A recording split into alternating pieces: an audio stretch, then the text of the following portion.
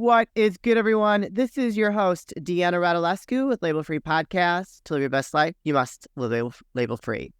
As always, I bring you incredible guests from all over the world, so sit back, relax, and tune in. My next guest has quite the heart tear-jerking story from psych wards and felonies to fitness trainer and now a life coach. Please welcome John Kimble. John, welcome to the show. Hey, what's up? What's going on? Oh, yeah. So that is quite a heavy introduction. I want to hear a little bit about what happened in your life that created or allowed you or landed you in the psych ward and having felonies. Yep. Well, I mean, it all started back to when I was going down that path. I wanted to be a gangster, right? Or what I thought I was a gangster. And I don't know, I was just doing a bunch of criminal activity. I was just stealing stuff, selling it, me and a couple buddies. And that eventually leaded to bigger things like robbing houses and everything. I was stealing, dealing, and all that type of stuff. And then I ended up in the psych ward because of that, because I was doing so much stuff. I had to be put somewhere, you know. And originally I had tried to take my life twice. That's why I can't drink or anything anymore, because if I do, I'll either have the need or want to commit homicide on someone else or myself. And that's what happened. I tried to on myself, so that's why I can't have or touch any drink anymore. But the thing is about that, all that was just a prerequisite to who I am today. And that's what, yeah. Why did you turn to wanting to be a gangster? Did you have a rough family life? No, my family was perfect. It was good. I had a good family and, you know, good house, good everything. It was just easily influenced at that age. And I was originally adopted, so I never knew my actual mom, my actual dad, because I all have different siblings from different dads. So, you know, just confused and everything. And once I got that taste of like that adrenaline rush from doing something dangerous like that, it just all led down to a path of a whole life of crime. Yeah, well, I mean, it's usually you're searching for something else if you're turning to something like that. I mean, I come from a broken home, and my younger sister, she got in a lot of trouble, you know, and she was real young. And I know it was because she was hurt. She was very hurt by, you know, my father being a deadbeat, leaving us, you know, not being there for us. And many other people I've talked to on the show, there's usually something that really, maybe you haven't figured that out yet, you know, that made us look at something like that as desirable, you know, because we know it's not right. I mean, I'm sure inside you knew at the base level, at the foundation, that what you're doing was wrong, but you decided to do it anyways. Yeah, I did. And it was just, all it is, right, I think is that even on the bad decisions, I still feel like it was my purpose to do that. I used to have a goal of actually wanting to go to prison and jail, and I was happy. I was running away from the police. I don't know, it was going about 60 or something on the four-wheeler. It was like a 10-minute chase, and I was like, oh, hell yeah, this is awesome. I started laughing while I was running away from him, and then I was running away. Then I hopped off. I was running away with a gun and a box of drugs in my hand, and I was like, oh, this is awesome. I'm going to jail. Like, I was actually content on that thought because I thought that was my purpose at the moment. And but like I said, it all leads to it's the prerequisite into who I am today, because your greatest downfall is the precursor to your greatest success. But yeah, it was just, like I said, easily influenced. I really don't know. I just wanted to be a gangster, you know. It was just a bad. What'd your family say about that? Oh, it caused them a lot of pain and hurt, and that's one of the things that actually made me want to change, was me seeing all the pain that I was causing to others doing that. You know, when they found, my dad never cries, right? He never does. And that was the first time I ever seen him cry, when he found out about that, when he found out about what I was doing. And he's like, what? He tried to take my life twice, found a bunch of drugs everywhere, found the price tags on the bags. He saw all of that, and he was like, golly, then he just broke down in tears. And I was so messed up that, I mean, they wanted to diagnose me as a sociopath because of all the stuff I was doing, that when they was in crying and in hurt, I can clearly see that, I would record them and use it as entertainment for later. So that's how messed up I was. That's how fucked up I was. I was pretty Yeah, it was pretty bad. Yeah. Wow. Well, I mean, you could have died during some of that stuff. Oh yeah, of course, but I didn't care. I mean, they was my I never thought I would live past 21. You know, I never thought I would live past that. I was like, it's not gonna happen. And the moment that really changed for me though was when I was coming off of a bad hangover. It was like I don't know, I just snorted some pills, I did some alcohol, the drink, promethazine, all this stuff, and I was coming off of the hangover on my couch, and I was like, damn man, this is not right. And I saw the pain I was causing to my people, the people that I truly and really loved in life. So I just got up, and like I always say, intense physical action is the gateway to a higher frequency. So I went and I ran 5 miles, and when I came out the psych ward, right, the therapy didn't help. Tried to send me to rehab. The pills didn't help. Nothing helped. The only thing that helped was me looking in that self accountability mirror and taking action and taking accountability for everything I was doing wrong and causing harm to them. And then once my self talk was directly aligned with the person that I wanted to become, then it all changed from there. You know, it all changed from there. And then that's the moment when everything changed for me. I like that. When my self-talk was aligned with the person that I wanted to become, everything changed. That is really good. That is a great quote for you. Um, what is the message to young people that might be listening to this that, maybe going down that path right now that you would want them to hear?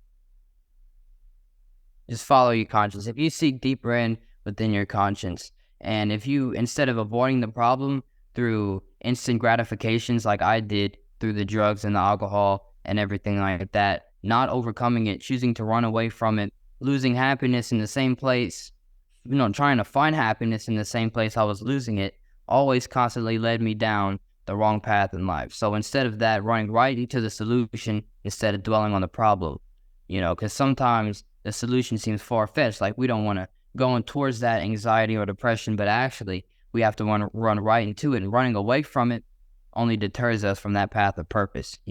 That's all it is. Yeah, I would agree. I think a lot of people don't want to deal with the uncomfortable feeling of anxiety, but if you kind of just embrace it and try to find the root cause of what's causing it, you really can learn to not only discipline your mind and your body to overcome it, but it also keeps your eyes clear, your mind clear of what really is the underlying issue. You know what I mean? So now you're a fitness trainer and a life coach. I want to know what made you want to become a life coach. Oh, I just owe it to everybody. I mean, all I wanted to do was heal myself and then heal others as well, because of all the pain I caused to everybody, especially in isolation in the psych ward when I was sitting there alone. I was so, they made me, so there's a psych ward, right? And there's a special place inside of a special place. And that's where I was, right? I was in an even more special place because they had to isolate me from the others because they wanted to make sure I didn't seize or die or withdraw or something because of how addicted I was. And they would have to shine a flashlight in my eye every 5 minutes, and they would have to check on me like that and observe me through a window while I was sleeping to make sure I was all right. And they would come and open and close the metal door. Anyone that's been in a 5150 knows what I'm talking about. And then, so in that time of isolation, I reflect. And in that time of reflection, that's when I realized that, that's when I realized that I had to change. Yeah. Well, I mean, I guess you don't really have any other options, right? Yeah. It's probably not an experience that anybody really wants to go through, is having to be in that kind of situation. No, of course not. And there's weird people all around there. And there's wings you're on. I was on A wing, and then there was E wing where it was all the dudes and there's some big motherfuckers in there. I mean, they're huge, right? And then people from different wings, I mean, they don't get along with each other. If you walk past the lines and then you're getting bad looks, anything could pop off. So you don't know when you're going to get sent, and they swap people over a lot. And then, so you always have that fear instilled within you. So it always keeps you in check to keep you physically and mentally well so that you're prepared for whatever can come, Yeah. So even in the worst of moments in the psych ward, peak physical performance, intense physical action always realigned me with something greater outside. Maybe physically I was locked up in that place, but mentally I was free because of doing and alleviating that negative mindset. Because it's not the situation. This is what I always preach. It's not the situation. Sometimes you can't change the situation, but you can change the person inside of the situation, which is you yourself. How you view it. That's all it is. Yeah. And I mean, I'm a big believer in physical activity to really like release a lot of, I've always been, that was my outlet when I was younger. I used to work out in high school in the gym with the football players after school, and just like during lunch, I would just go run. And that was my outlet to kind of keep myself stable, right? Because if we're going through a hard time, especially as a young person, our paths are so unclear. We're just unsure like where we're supposed to go. And it's a scary place to be, right? Like, oh my gosh, what do I want to do with my life? Time is ticking. I'm no longer going to be in school, and I got to make this decision on what I want to do. And for me, and my father was gone too. So like I was the oldest sibling. So it was like I had to do something to process those thoughts, right? And so working out was an outlet for me. So for you, that was a way for you to really kind of keep yourself stable and grounded. I mean, it was, yeah. That was the main reason why I even stopped doing all that stuff as well. Because every time I did exercise or box, like I was boxing at the time, it would just completely take me away from all the pain and everything that I was dealing with at the moment. Because that's what that does. I mean, you're getting your blood oxidation levels up, and you're moving, your heart's moving. So you're forgetting about anything internally that's going on. Yeah, no, I think that's great. And so, at what point did you become a fitness trainer and a life coach? So, after all that, and you just had this like aha moment, and you've kind of switched your path that you were going down. When did you decide like to do those things? Well, I decided that it was like about 2 years ago. It was about 2 years ago. I didn't even know anything about coaching. I just wanted to help people. So I originally just helped out my friends get memberships, physically fit, that help people around me do that. And I was just giving tons of value for free and helping everybody out that was dealing with addictions, vices, whatever, and helping and keeping them accountable and healing them. And I mean, I didn't ask for any money, but some people would pay me anyway, just because of how much value I was bringing.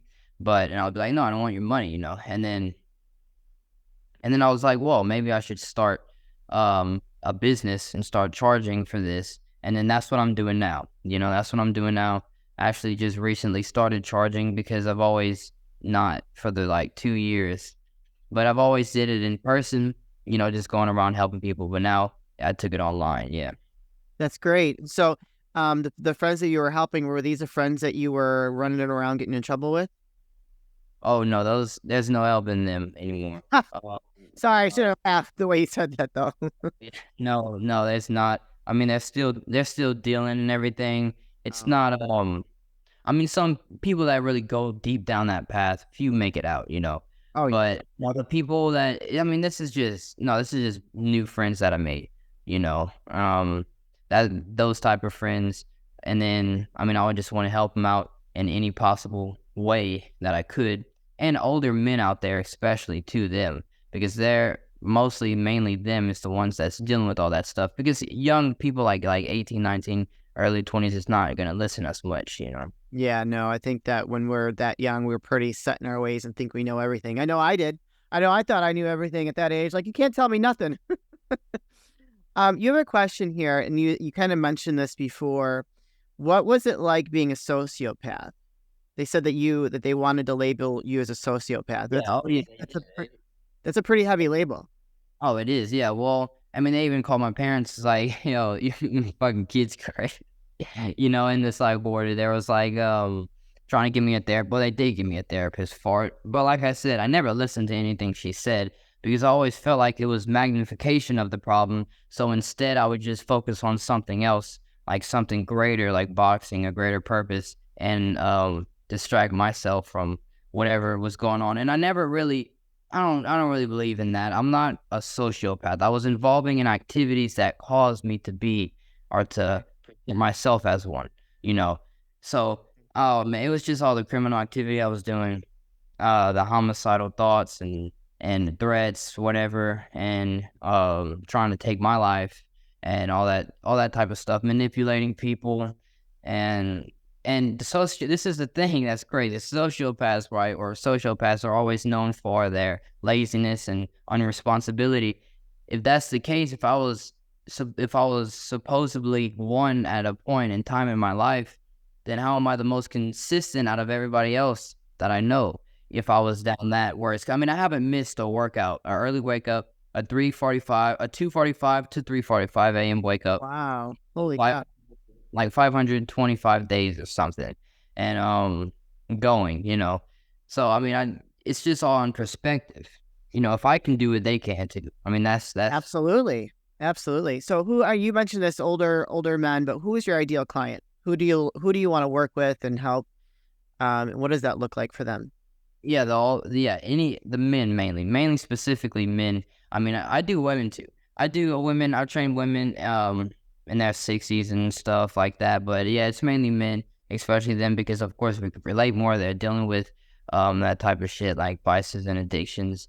And the fitness and nutrition, of course, I present because that's the part of life coaching, and just getting them physically ripped so they can be tied to that result, and that which distracts them and deviates them from that negative mindset. And it is a gateway to a higher frequency. So that's why I do that, So, but it's mainly, yeah, those men. I like that. It's a gateway to a higher frequency. I would agree. Like when I'm on my A game, yeah, I'm just feeling like I'm vibrating at a higher level. And it definitely kind of the having that discipline in your life. People think, I mean, discipline is like a muscle, right? You have to work it, you have to exercise it, you have to do it daily to really have it steadfast in your life. So I mean, I just love it. So some of the things that you should could like coin some of these phrases you're saying because they're pretty good. Put them on a t-shirt or something and sell them to your clients. That's what I do. And then, I mean, that's what's the thing. That's what I always teach in my program, is because I've overcame all of this stuff, and I just have to teach it now to everyone else. I mean, I was the worst. I was going down the worst path. I was so convicted down the wrong path that the moment I switched and got into a positive one, it was all up from there. So that's the mainly targeting them, because I can change them just as I did myself. Congratulations, John. I think that's amazing. Where can people find you, connect with you, and learn more on working with you? Oh, on Instagram, it's just Kimble_fit. And then my website, of course, is just kimblefit.com. My website is kimblefit.com, and my Instagram is Kimble_fit. Perfect. You guys, if you connect with John's story today and interested in learning more or working with him, go click those links. Go follow him on social. It doesn't cost you anything, but if you want to continue the conversation with him and you're curious about how he overcame all those hardships, go click those links, go reach out and connect with him. John, this is the part of the show where I like to ask for last words of wisdom or advice. What would you like to leave with us today? Oh, I love this quote. It's mine that I made up a while back. It was, the one thing in which you wish to receive internally within yourself is most needed to be externally given to others. That was good. That was pretty deep. Wow. Well, I praise you for overcoming a lot of those things that you experienced when you were younger, because a lot of people that get caught up in that don't survive. So you're one of the lucky ones that are able to say, hey, I survived it. I went through it. And now I'm here to help others, overcome some of those hardships and setbacks and vices that they're going through. So good for you. Oh yeah, exactly. I mean, that's what we're supposed to do. I mean, the thing is, like, I'm so fucking surpassed the physical and diet aspect of it, right? Like, it's like I could get you like ripped. It's no problem. But really, what's really bothering them is the internal issue. It's that life problem, and that's what's most needed to be fixed. How are your parents now with what you're doing? Last question. Oh, they love it. They love it. Yeah. I mean, my mom had to get on medication and everything because of all this stuff I was covering. I almost put her in the hospital. I mean, mom's is, I'm sure it's, but, I mean, I'm making, like, I spent a couple $1,000 this month in investment. She's freaking out about that, but I mean, I'll make it back. It's fine. Good for you. Amazing. See, from like setbacks to the major comebacks. That's what we're all about here at Label Free Podcast. John, thank you so much for sharing your story. We really appreciate you, and I wish you a ton of success moving forward in your life, and may you be a beacon of hope of other people that might be going through some hard times like you went through. Thank you. Thank you You're, so much. you're welcome. You guys, this is your host, Deanna Radulescu with Label Free Podcast. To live your best life, you must live label free. As always, don't forget to subscribe, follow, rate, review, comment, share, all those good things. And I'll be back soon with more dynamic guests.